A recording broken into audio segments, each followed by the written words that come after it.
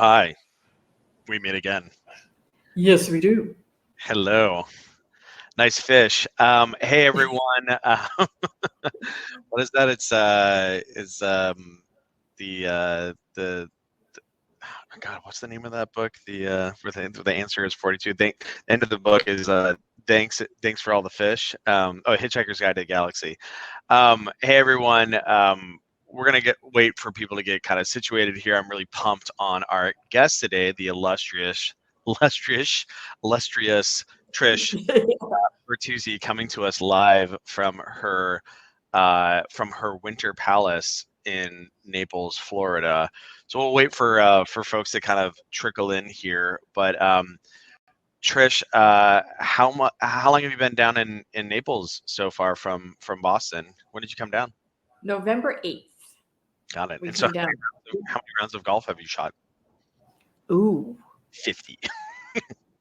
no, maybe not 50. Whatever 3 times a week equals since November 8th. Since November 8th. Oh, okay. So Yeah. it's five weeks, called 15. Nice. I Yep. love it. Yeah. What's your go-to course down there? Oh, I Are live you on a just, golf course. oh, okay. So that's what you Yeah. So I play here mostly. So I would say where I live is my go-to course, obviously, since I paid for it. yes, I would imagine. The Yeah. we just actually I was maybe I'll grab this and I'll put it in the chat. I found this amazing article. It's essentially it's like Moneyball for golf. Okay. Unsurprising that I would be really into this. Um, so I just dropped into the chat. It's absolutely amazing. I don't know who, but like who, how I kind of got on my radar, but it's this guy, Scott Fawcett, who, um, created this like scoring methodology or like a whole analysis methodology for helping make decisions about how to approach different holes, and it's all just like math based. Shocking. Um, Well, is it so dumbed down enough that I would understand it? Oh, whatever. Yeah, it's awesome. I've actually just been I've been buying it for all of my reps. Not all of them. A bunch of my reps really enjoy golf, but it's like a great way to kind of get them to think about, and we're probably going to use it as like a lead gen thing as well, because like obviously sales leaders like golf, not all of them, but like a lot of them, Yeah. and and it very much aligns with what we do at Atrium around like sales math and using metrics and data to improve team performance. So if you kind of like meld those together and be like, see, you should be data driven in your work life, because look, here's how it is on the course. So I'll get you one of I'll get you a subscription. We bought a bunch of gift codes for the course, the data driven golf course, and I'll send one to you. Oh Did my you say that God. Matt is much of a golfer or no? Matt does not golf. All right, well then I won't send him one. Killer. No, but I can assure you that he will figure the one you send me out for me. I Let me will just write assure you. that. Let me just write that down. All right, we're gonna send dedicated Trish. Okay, hey everyone. Thank you for joining us. You guys are stoked because Trish is here, and Trish is the bomb. Um, we'll kind of go into a little bit more about her in a hot second here. But for those, this is Modern Sales Power Hour. I'm Pete. I'm your host and entertainer here. Just to kind of familiarize people with Goalcast here. This is the event platform that we're on. One of the things that we really like is how easy it is for people to engage with each other. So in your side panel on the right, boop, boop, boop. You can there's a Q&A tab. You can submit questions in there. There's a chat. People are already chatting. That's delightful. And so the whole idea of this is just like we're going to have a very tactical conversation about all the topics that Trish knows everything about, which is many. That would be sales power many hours, but we're going to keep it short. And kind of the topics that you guys have, because you have this illustrious expert here to kind of ask very tactical questions and so for folks who may not be familiar, Power Hour is hosted by Modern Sales Pros. MSP is the world's largest revenue leadership community for those in sales management, sales and revenue operations, sales development, and all the kind of like related supporting disciplines that kind of like orbit those things. And so the whole purpose of the community is to create an environment for our 25,000 members to answer questions they struggle to solve on their own and help them see around corners that they may not know about. And the way that we do that is through great sessions like this, where we, like you're about to experience. We have a robust online forum as well, which is really great for asking questions when you don't have the illustrious Trish Bertuzzi here to answer them. And then also we do in-person events as well. And so folks who previously weren't admitted to MSP, we're going to add you to the community.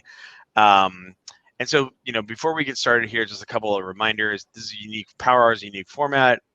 There's not really a specific piece of content that we're going to be talking through. Rather, like we're just kind of talking about the topics that are like top of mind for Trish, and then also you as well. So, Trish is from Boston, so I'm sure she's super familiar with like car talk, right? From NPR. And like this is like sales nerd car talk, right? Where if you have a problem or a question, like we're here to answer that. Like, oh yeah, my sales motion is making this weird noise over here. Oh, okay, cool. Like let's get into that and let's figure it out. My prospecting is smoking. What should I do? And so that's kind of the whole idea here. And so with that, let's kind of pop into some introductions here. I'll make mine super quick. I'm Pete Kazanjy. I'm the founder of Modern Sales Pros, but also of Atrium. So Atrium makes data-driven sales management software that helps sales managers, AE, SDR, AM, CSM managers use metrics to improve team performance and improve rep performance. So all about helping managers use sales math to better improve their teams. And so we have the illustrious Trish Bertuzzi here, who of course wrote the Sales Development Playbook, which I think we probably have given out like 1,000 of these. I want to say we keep like selling out Amazon. It's hilarious. Like we go to fulfill them off of Amazon sometimes, and we'll be like, it's out. We're like, we have to go back to our backup thing. So like Trish, maybe you can give folks a really quick introduction on yourself. Sure. So obviously, Trish Bertuzzi founded a company in 1998, a services business in 1998. So I'm quite proud that we're still alive and thriving, called the Bridge Group, focused on B2B tech, focused on all things sales development, also AEs. Really, we've always been focused on teaching people or building teams that are focused on virtual selling. So the whole COVID thing kind of finally caught up with all that. But yeah, we've been focused there for any number of years.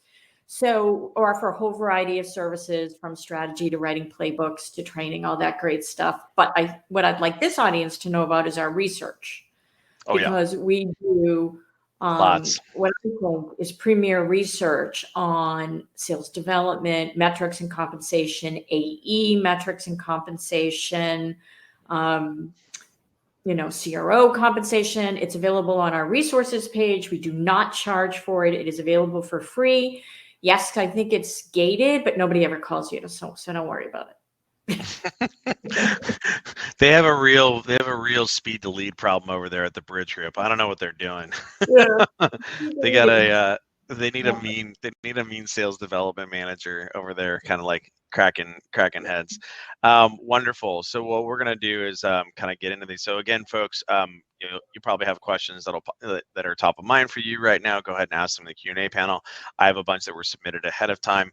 I think that one thing, Trish, that you mentioned earlier about kind of like virtual selling and kind of like remote selling and what have you, that's something that's like obviously more senior kind of like field AEs have been doing that forever, but the notion of kind of more junior SDRs, like your 23-year-old, your 24-year-old, et cetera, selling, prospecting and selling remotely from in front of their laptop, in front of their monitor, with like their two other roommates kind of like doing the same thing next to them, is like a whole new ball of wax. What are some of the things that you recommend to people when in terms of like managing and motivating a remote junior sales organization? So, I mean, I think remote is like such a challenge unto itself. But I think one of the things that we say to our clients before you do anything else, invest in giving your team members the right physical environment. Sure. Buy them a stand-up desk. Yep. Get them an extra monitor. Get them a Yep. great wireless headset. We're so happy to spend money, right? We're so happy to spend money on tech, but the real physical hardware of being able Yeah. to work remotely, so few people are willing to invest in. So Mhm. I think that's a critical success factor, is to start there. And one I of also the think, one of the things that I've found there too is that like yeah, oftentimes like they don't necessarily know how to set it up. So like you can send them the stuff, but if yeah, you haven't authenticated that they set it up correctly, like one of the things that I ask folks to do, and some kind of like more junior managers like, that sounds like really micromanaging. But yeah, send me just take a picture of your workstation for me and just like pop it over to me in Slack, and like you'd be shocked like what you see. It's like, oh, where's your keyboard? Oh yeah, it my roommate spilled spilled a drink on it and it broke, and I don't know, I didn't want to ask for a new one. I felt bad. And I'm like, that keyboard cost $60. yeah, I know. You generate opportunities for a $25,000 ASP. Let's get you another keyboard.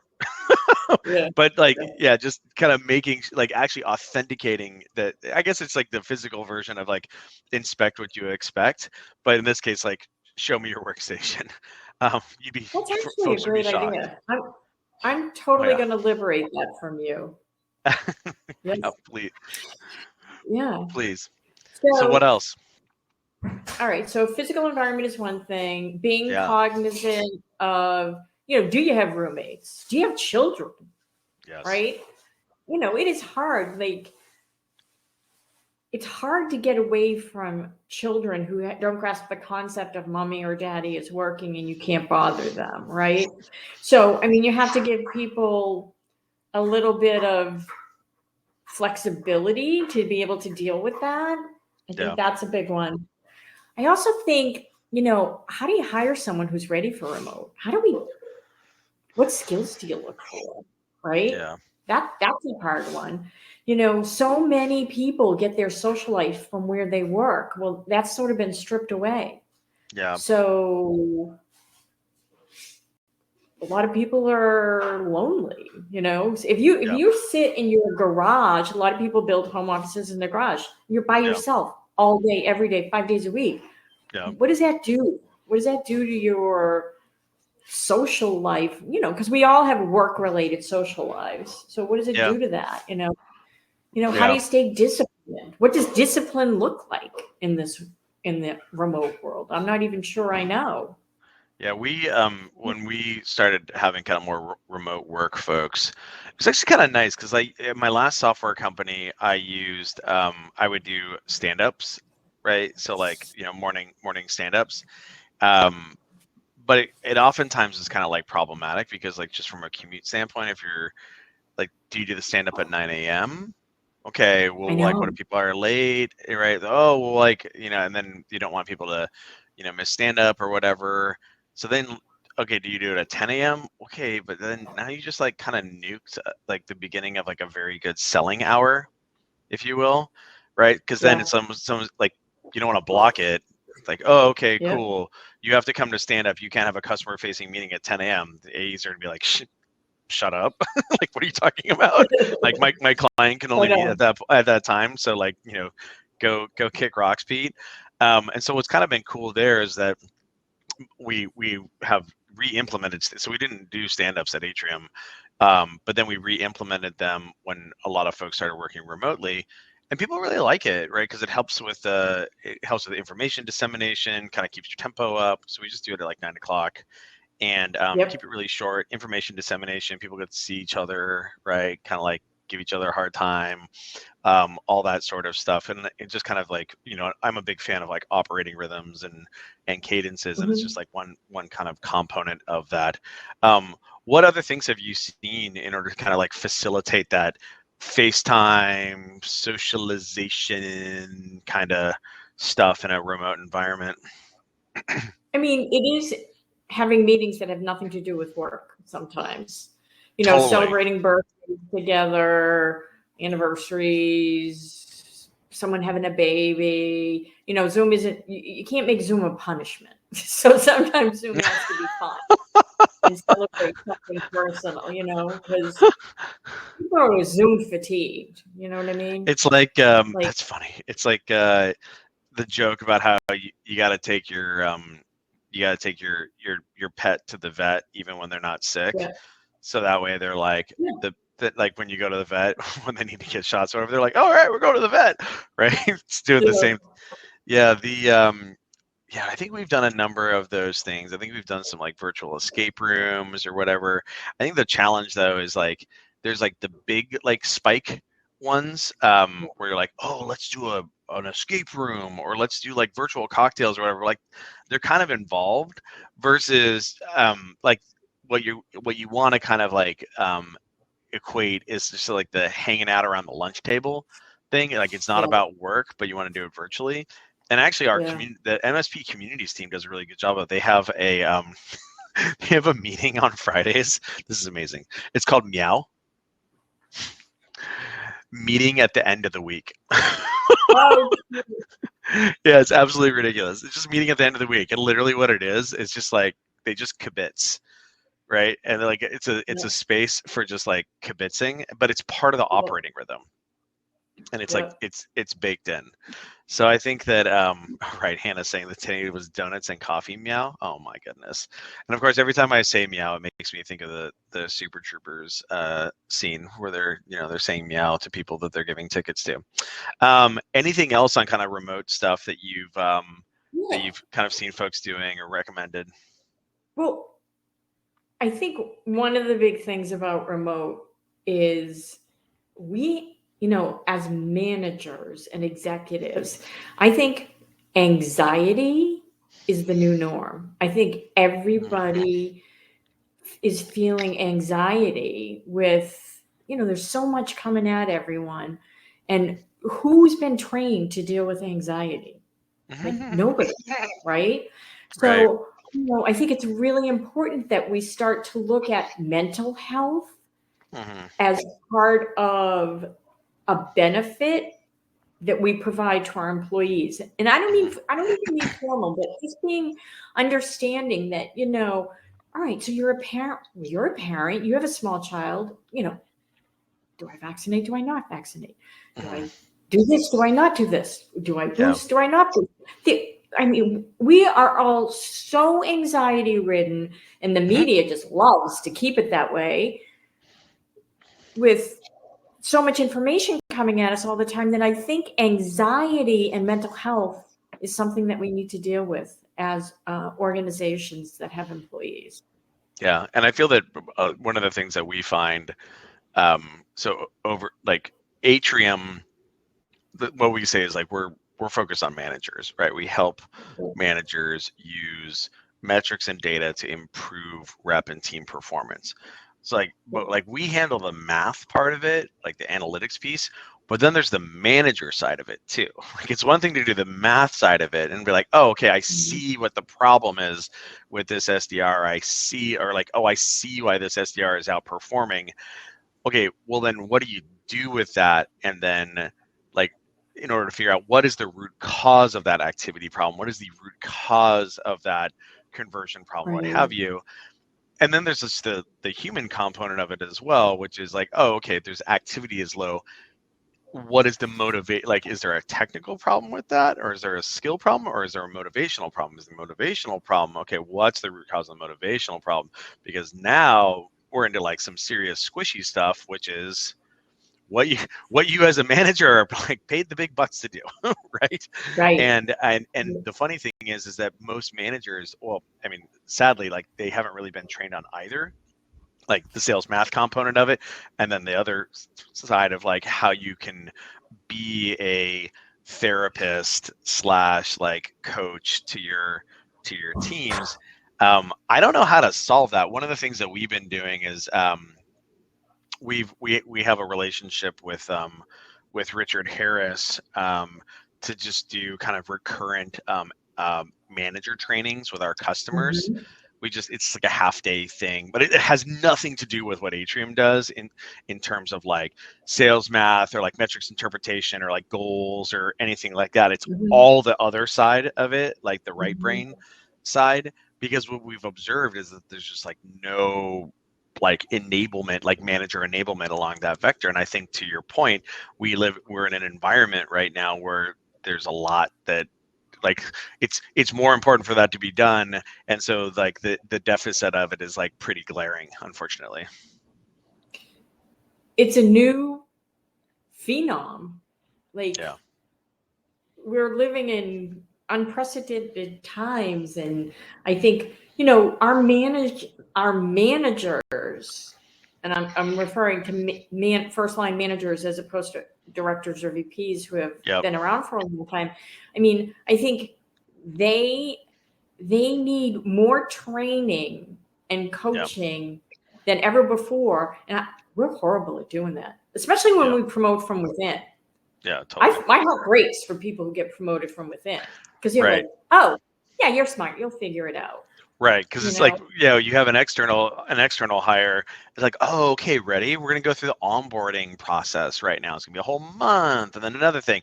Whereas when yep, I'm dealing with that right now because I have a bunch of internal promos. Like I have a bunch of SDRs who are now AEs. I have an SDR who's now an SDR manager, and like even just like some stuff is hilarious, which is like, oh, hey, Pete, that person's like not on the right email like listserv because like they got promoted and they got added to these things, but they didn't get added to this like listserv over here. And it's like, ooh, yeah. yeah, Like just you have to think about like the intentional re-onboarding or like onboarding, internal onboarding or reboarding or what have you, even ahead right. of the kind of like the training component to it.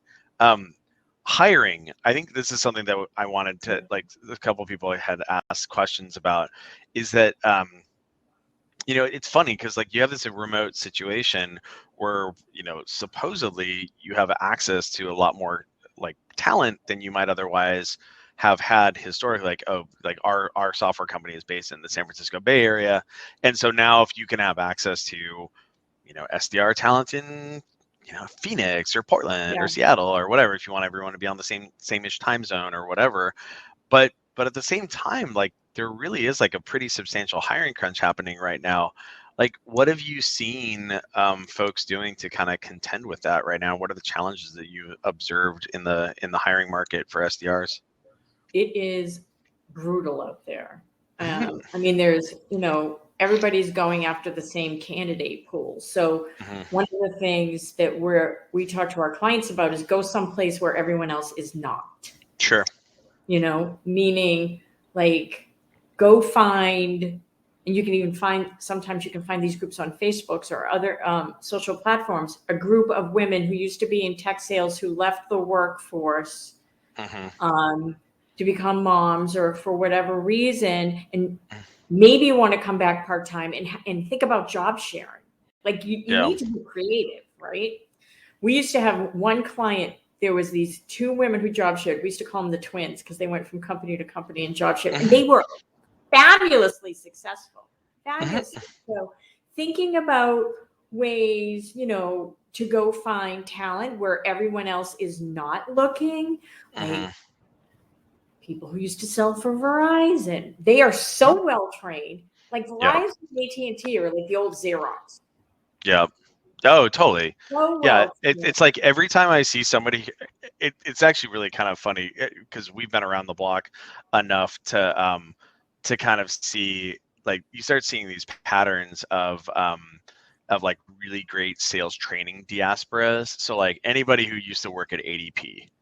Yeah. Like that they've been like very, especially if they were there for a while, because like Yep. obviously they made it versus people are Yep. like in and out. You're like, Okay, yeah, no. Um, but like, yeah, ADP, like Verizon, et cetera, especially because I think, yeah, some of the underappreciated kind of sources of talent that we've seen have been things like career switchers. Yep. I think this is a little bit of a like silver lining as relates to the pandemic, is that there's a lot of folks who are in like retail or in retail or in like hospitality. Mhm.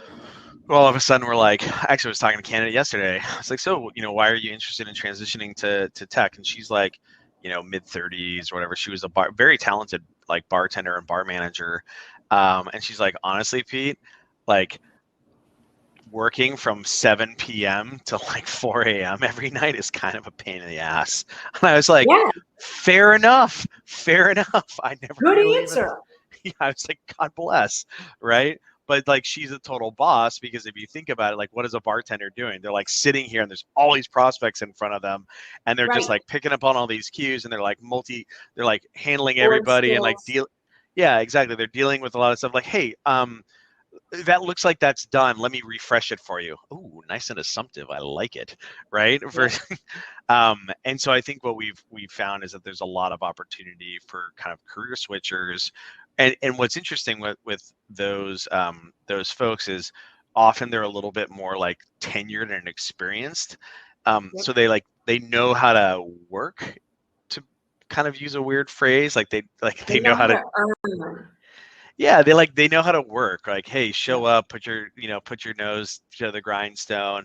They know, like, they're not afraid to provide feedback, or they're not afraid to necessarily be direct or what have you. And they've like, acquired those kind of, like meta skills. Yeah, they don't Yep. know anything about like using outreach or SalesLoft or whatever, LinkedIn Sales Nav or whatever, but like we can teach that stuff, right? Easy Um, peasy. yeah, we Yeah. actually we actually created a kind of like a landing page of our we call them on ramp to tech roles at Atrium. And for folks who are kind of participating, you might consider kind of like thinking about what your on ramp to tech roles might be, like whether it's SDR or like implementation manager, and you can kind of like aggregate those together and push those out there. Yep. We just got a great question. Oh, we Oh, and did. from a great woman, Lynn Heidi. Hi, Lynn. Nice. What are some good interview questions for those non-traditional virtual salespeople? Ooh, I like Yep. that. Trish, Yeah, you I want to do take a shot too. at that? I do. So, couple things I think you need to think about for non-traditional is ask them what excited them the most about the roles they had. Mm-hmm. So, what was it? What was it about being a bartender that you liked the most? Meeting new Mm-hmm. people, Mm-hmm. um, you know, I don't know, experimenting with new cocktails. I don't know, whatever the case may be. But you're Right. looking for people who can articulate for you what did excite them about the role they had. If they can't think of anything that excited them or they can't articulate it, you know, maybe not a hot candidate. So there's one. The other thing that comes to top of mind is, and we've talked about this for a long, long time, is we call it the 40-second interview. The first thing we usually ask someone, this is traditional or non-traditional, is what do you know about me and what do you know about my business, Mm-hmm. right? If they haven't prepped for the interview, they're not going to prep to talk to a buyer. Mm-hmm. So 40-second interview, if they go nothing and nothing, goodbye. You know? I love it. Put yourself talking to someone you're not going to hire. I love it. So I think, those come to top of mind. I'll noodle in on it a little bit more and see if I think of anything else. What do you Yeah. got, Pete? Well, I'm a big fan of what we call, what I like to call job simulation. So, Mm-hmm. Lynn's question was around like what questions to ask, and I'll kind of enlarge and say, hey, like what exercises might you implement? Yes. Um, Yep. Obviously, SDRs do a lot of writing.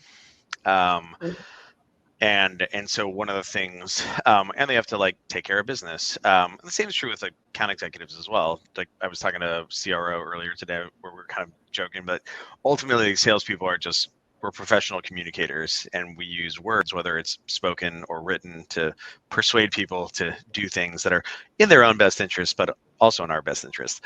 And Yep. and so like if you can't,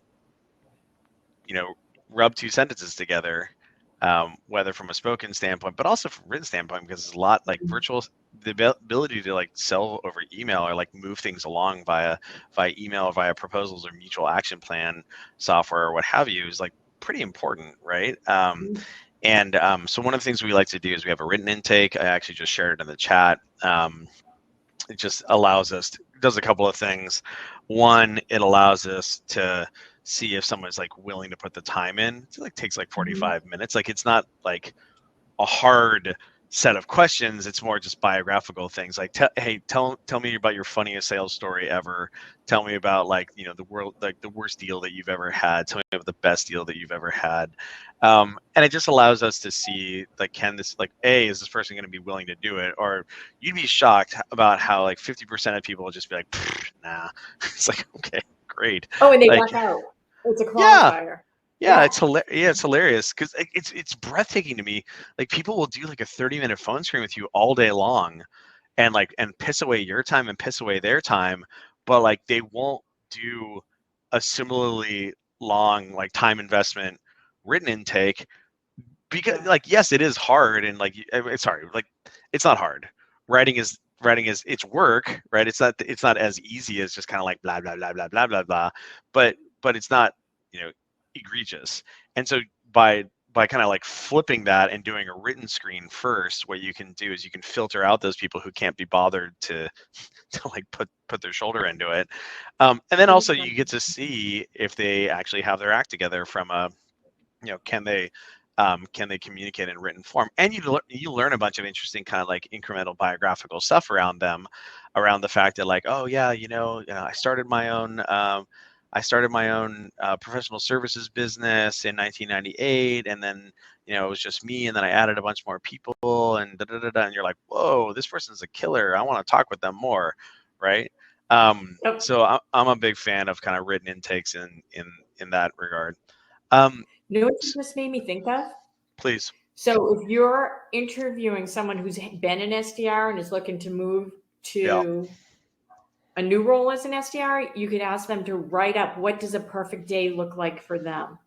Sure.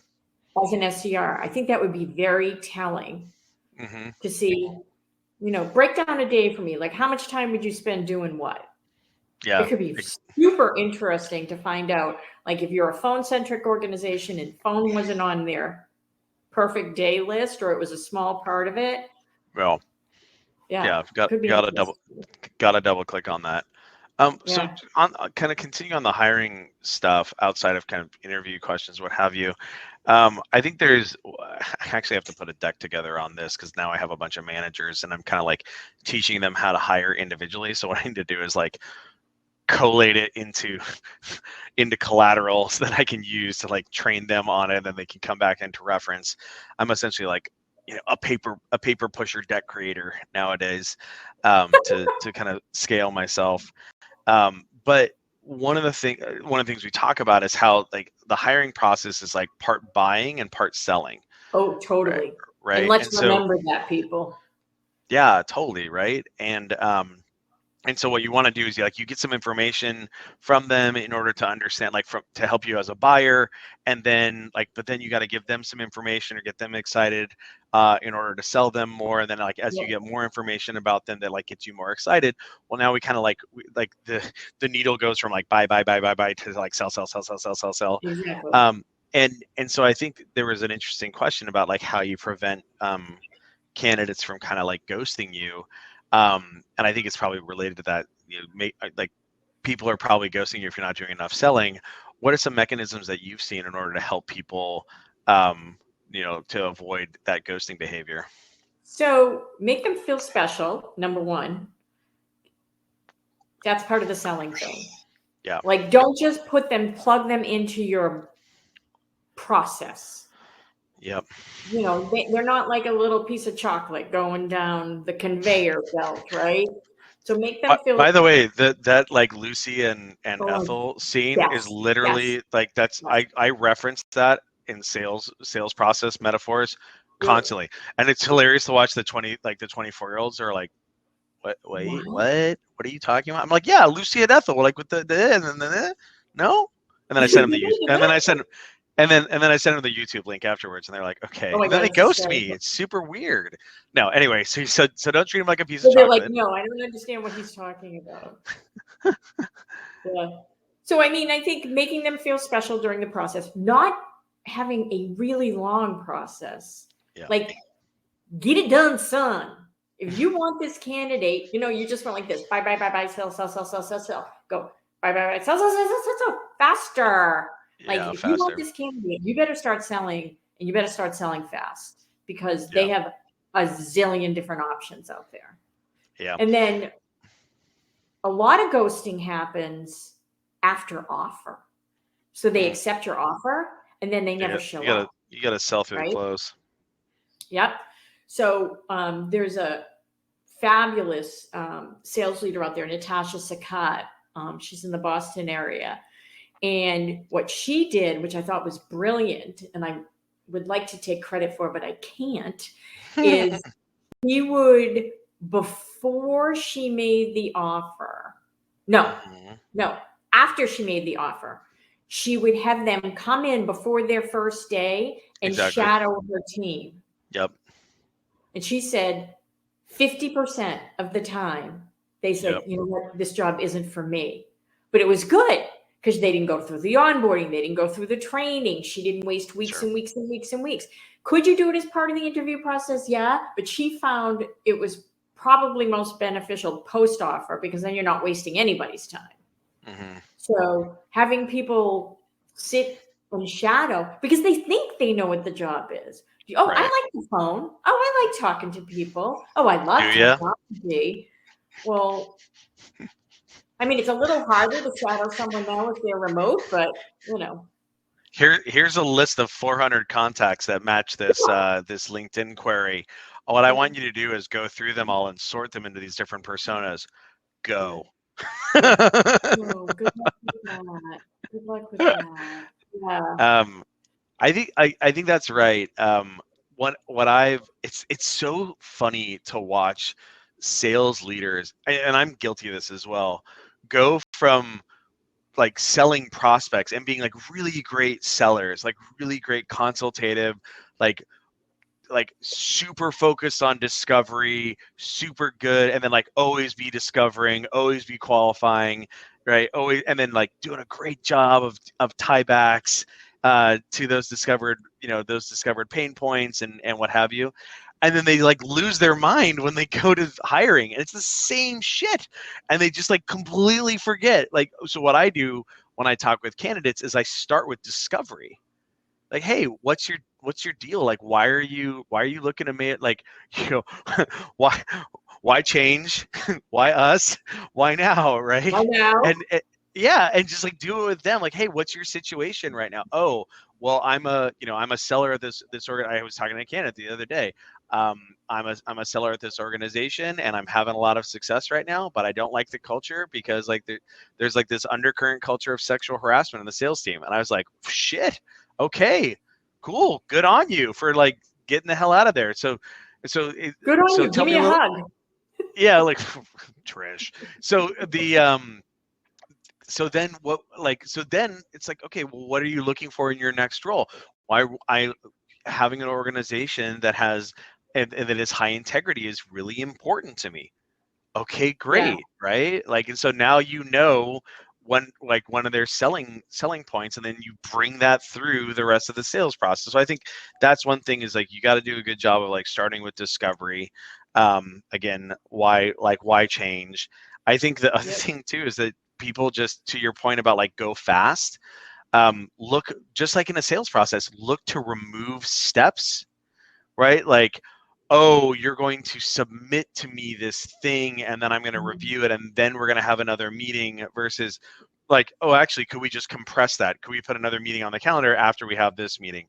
It's just, kind of basic, pipeline management, like get a meeting, have a meeting, get a meeting sort of thing. Always got to have a backstop there, etc. And folks don't do that, and like, things just go sideways the same way the deals go sideways when you're not like recurringly having FaceTime with your point of contact like every 5 days or so, right? I also think as managers, hiring managers or hiring executives, you don't have to be at the manager level. You have to really say to yourself, am I good at this? Because self-analysis is everything. Here at the Bridge Group, I'm never allowed to hire anyone because I am horrible, horrible, horrible, horrible, horrible at the interview process, right? In 5 minutes, I'm like, yeah, I don't like you. Right? Oh yeah, I love you, right? No process, no, I'm horrible at it. So Must drive think Matt I know that nuts about in that myself and regard. not allowed to hire. She's going outside of And process. yeah, so why, if you have eight managers on your team and two of them aren't good at it and probably don't like it, why are we making them do it? Really good You point. know? Yeah, and large organizations will do that too. Yeah, this is so my friend of mine is this woman, Jocelyn Goldfein. She's an investor at Zeta Venture Partners now, but she used to be a pretty senior engineering leader at Facebook. She was like my boss's boss at VMware long ago in a galaxy far, far Mhm. away. And one of the things that she did was she actually went at Facebook. She went to Facebook, I want to say in like 2011 or 2012, and she ended up refactoring their engineering recruiting process. And one of the things they did was they abstracted the hiring mechanism from the direct manager, where you're being hired into this role, and it supported a couple of things. And I think you got to be at a little bit of scale in order to do this. Now, to your point, if you Mhm. got 8 Mhm. managers, like that's a pretty big sales organization. That's like Mhm. legit. Versus, me, I've got, what do we have, like 6 SDRs and 8 AEs or whatever. It's like probably pretty hard to do this abstraction early on. But if you think about individual hiring managers, like A, they might not be good at it. B, they also have kind of a perverse incentive to like get a butt in a seat. Like, oh man, I really got to get this person in. I really got to get somebody in right now. You know And what so we call that, Pete? they, You know what well, we they, say about that? what do Bad you say? breath is not better than no breath at all. Right. There you go. Right. And exactly. Yeah. Right. So I got to get a butt in a seat. And then what they do is they bring in somebody, they press, and they bring in somebody who's under the bar. Right. Yep. Yep. And now so I think that's like another thing that like kind of the centralizing the hiring behavior kind of helps with there. I think at least in early stage organizations, the way that you do that, oftentimes the way that this is done is that you have like a checkpoint, like whether it's the founder or the sales leader or what have you, kind of acts as a checkpoint there. But I think that's a really good point.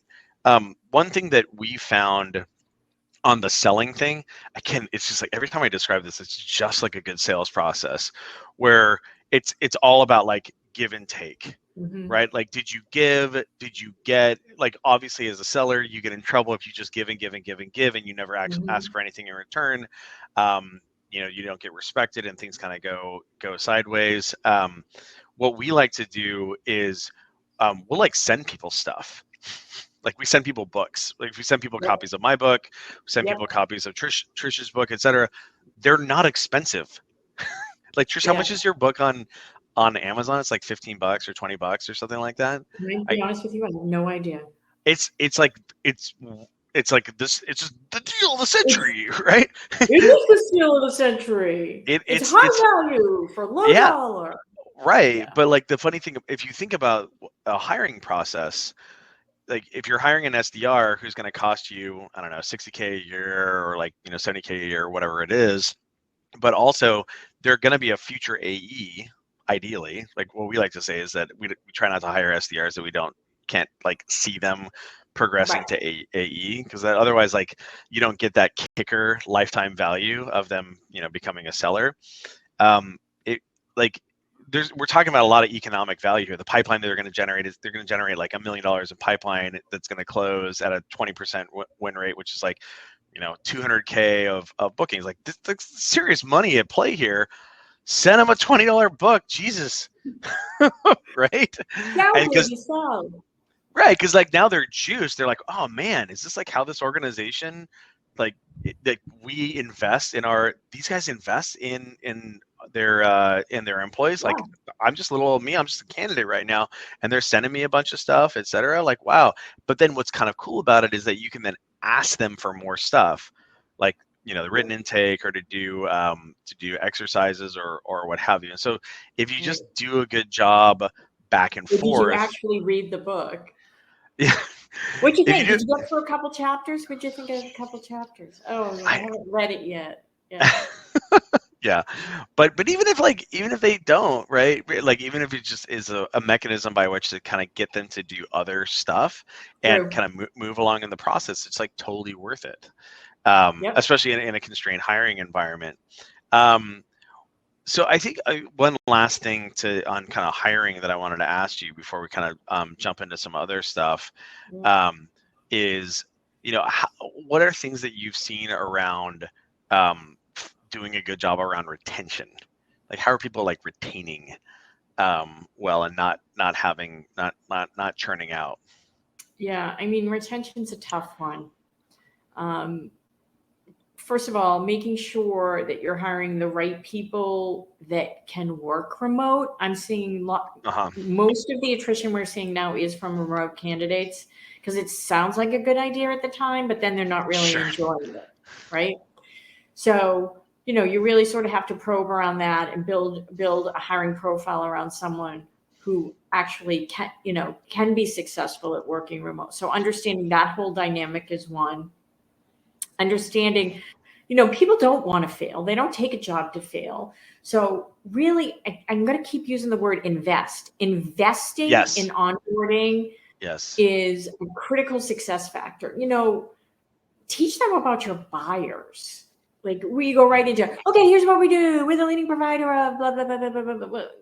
You're selling to CFOs. And they're like, what's CFO stand for? You know what I mean? They're like, it's probably first or second job out of college. So really teach them about your buyers, a day in the life. What do they care about? How are they measured?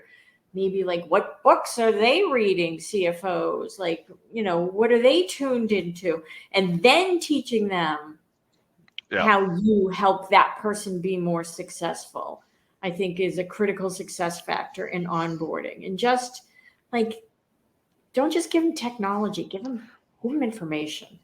Yeah. So good onboarding I think is key. One of we have a pretty strong reputation in the sales community around the investment we do in our SDRs and our AEs. I mean, we have a little bit of a superpower insofar as the guy who runs the sales organization is kind of like a teacherly like sales leader and kind of expert in the space, but you can have that expertise and like not share it with anyone.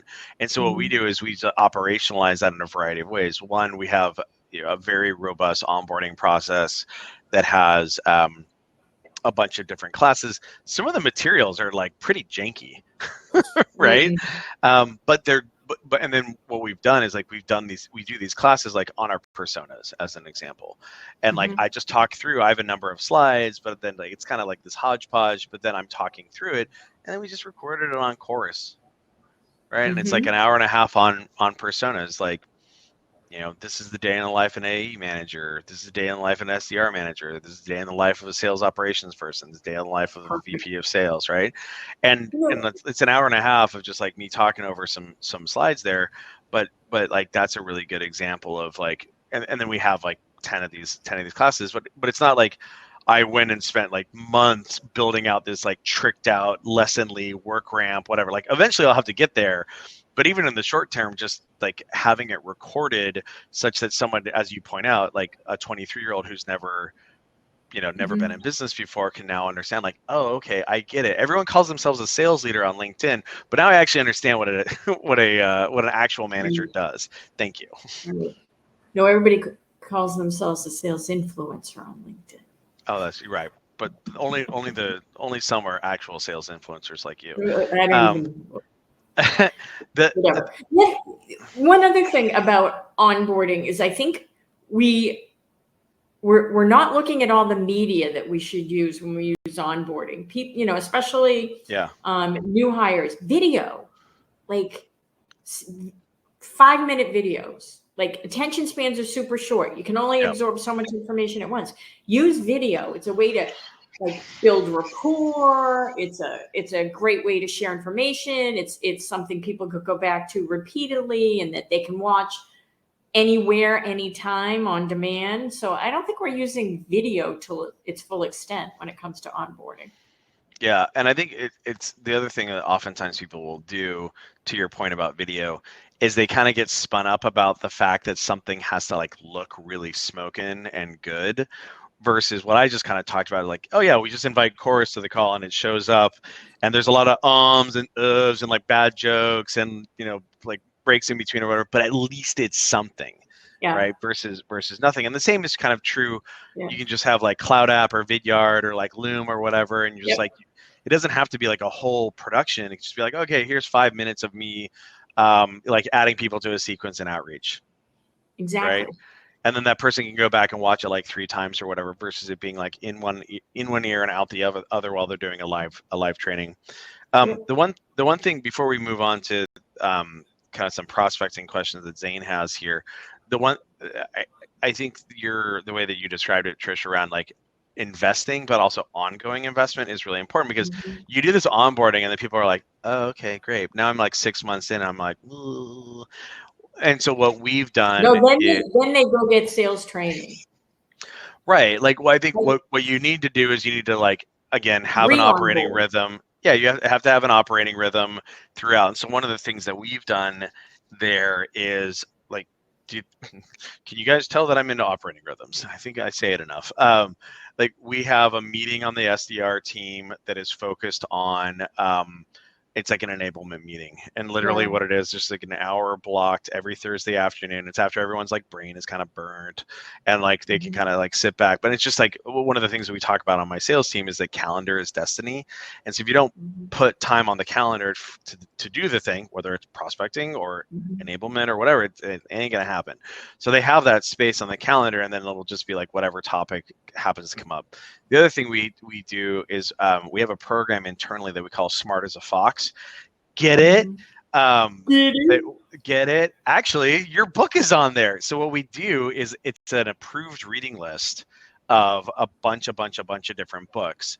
So it's a bunch of sales development books, a bunch of sales leadership books, some sales operations books. There's some marketing books in there, product management, etc. And what we do is if people read a book, and then write up a book report on it. We have like it all templated and whatever. And then they send it out to the entire company around specifically what it's like. These are my biggest takeaways, and these are the ways that I think I can apply this to my role. And maybe some. Yeah. Well, but what we do is we give them $250. That's awesome. Yeah. That's a great idea. Yeah, because if you think about it, it's probably like 5 to 10 hours of reading, and then like another hour or so to like write it up or whatever. Ultimately, so from a compensation, it's not just here's my takeaways. It's here's how I'm going to apply those takeaways to my role. I like that. Yeah, but what we're doing is like, it's hard to like assign reading to a staffer. We're like, hey, you got to read this book, because either they're going to do it during office hours, which maybe is like problematic from a prospecting or a selling standpoint, or you kind of feel bad, like, hey, you have to read this after work or what have you. No, so you should compensate for that. And then in this case, like, it turns out that like $250 to read a book might kind of sound like a lot, but if you break it down on an hourly basis, it's actually not that much. And then, but everyone wins. And so that, and now we have this culture, because what happens is, like, our staffers, like, a couple times a week, an email will go out to the entire company around like, here's my Smart as a Fox. And then like what it does is it creates this norm in the organization of like, oh man, I guess I got to get my act together and finish Trish's book. Yep. Yeah. Yes, I should. So Zane had a question here on prospecting. So how do you balance creating customized cold outbound emails versus enrolling people in mass sequences or campaigns? Trish, I'm going to defer to you, because this is your jam. Yeah, this is a great question, Zane. So I'm a big fan of sequencing.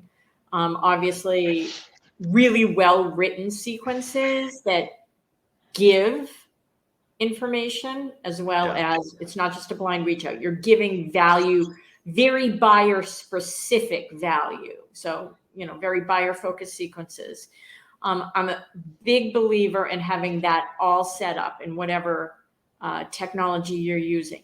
Having said that, what you do, or what you can do, is before you hit send on that individual mass campaign, is maybe pick your top 20 prospects and go do some research and pull them out of the sequence and see if there's any way you can find something customizable to say to them. So there has to be an awareness. A prospect isn't a prospect. We all have tier 1, tier 2, tier 3, ABC, however you want to view it. And I think you have to create different tracks based on your desire to engage with that particular buyer. Yep. Yeah. And I think, one of the things that I'm a big fan of with respect to kind of sequencing is if you can figure out ways of making it more automated, but at the same time keeping the quality high, right? So this is what we talk about a lot with our customers, is that, sales success it derives from a high quantity of high quality selling behavior. And so the problem is oftentimes when quantity goes up via automation, quality can fall. And you can measure these things metrically, right? Like you can see email responsiveness rate and activity to opportunity creation ratios and things like that. And so what we would love to see is, like, can we keep our activity to opportunity creation ratio low? Like, we create an opportunity with a low number of activities, even while we're automating that. And I think what that kind of comes to is, like, is there good personalization, which can kind of be automated if you do a good job of saying, like, you could imagine a sequence going outbound. Like if you sell to sales development people, like we do, like that's one of our personas that we sell to. Well, like going outbound to them and with a bunch of bridge group materials, even though they're not your materials, that's like very buyer centric. Like, hey, you look like a really smart sales development leader. I imagine you're probably struggling with, with SDR hiring. If you haven't checked out the Bridge Group's SDR compensation survey that they published recently, like, we didn't do it. I just really liked it, so I wanted to share it with you. So enjoy, right? Right, exactly. And it's like you have a value delivery touch where the person's like, oh, this like Pete Kazanjy guy is not a goofball. He's not asking me for anything, and he just gave me this like smoking PDF done by the Bridge Group. Then you hit him another time, 3 days later with some more value. Maybe there's an ask in there, right? Or a light ask for interest. Hey, based on that, would you be open to maybe learning more? Like, ask for interest is the new norm. Yeah, ask for interest. Not ask for time. Not ask for time. Ask for interest. Yeah. And I think that those are things that and I actually think, if I recall correctly, we have our big modern sales, we have our big summit coming up, or we do quarterly virtual summits. The one in January 18th through the 20th is called the Mega SCO, right? It's essentially a sales kickoff for the entire community.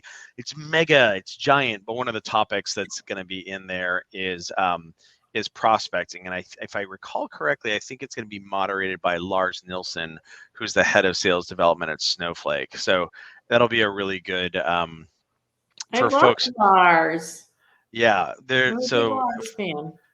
so folks, for folks who haven't been familiar with it, our summits, I think Hannah dropped a link into the chat there, and we can so please do join us. I think you'll be really pumped on it. So I think that the last thing I wanted to kind of touch on, actually, since we're running out of time here, Trish, is there anything that you wanted, any kind of interesting stuff that you guys have been doing on the Bridge Group that you might want to share? Any kind of new research that dropped or anything like that? Any specific kind of like call to action you might want to share with the audience? So this year we did drop, because we do it every other year. So this year we did drop the AE metrics and comp report. Oh, sweet. And next year we'll do the SDR report. We're alternating them now. But we have like 9 years of historical data. So I find it fascinating to look at trending in those reports. Our team is always willing to brainstorm with people. So, bunch of sales nerds. Bunch of sales nerds, yeah. Bunch of sales nerds here. That's it. I mean, we love it. Oh yeah, I think I just dropped the relevant the AE SaaS metrics report into the chat room there. Yeah. But wonderful. Well, Trish, really appreciate you taking the time to join us here today. I can't remember. Are you golfing today or is that tomorrow? No, that's tomorrow. That's tomorrow. Nice. Yeah, so I think that yeah, so thank you very much for joining us. Really appreciate Yeah, it. my pleasure. Let Our me tell you next how much I appreciate modern sales pros, right? I love that you've built a community where people share information so openly. There's no walls up in this community. People just, if I know it, I'm going to share it with you. And I think that is fabulous. Well, it's a great environment for people to know a lot of stuff like you, which is great. So thank you for joining us. Next time on Power Hour, we're gonna have Brett Queener. He is he's an investor at Bonfire Ventures, but we won't hold that against him. He actually used to lead sales operations at Salesforce.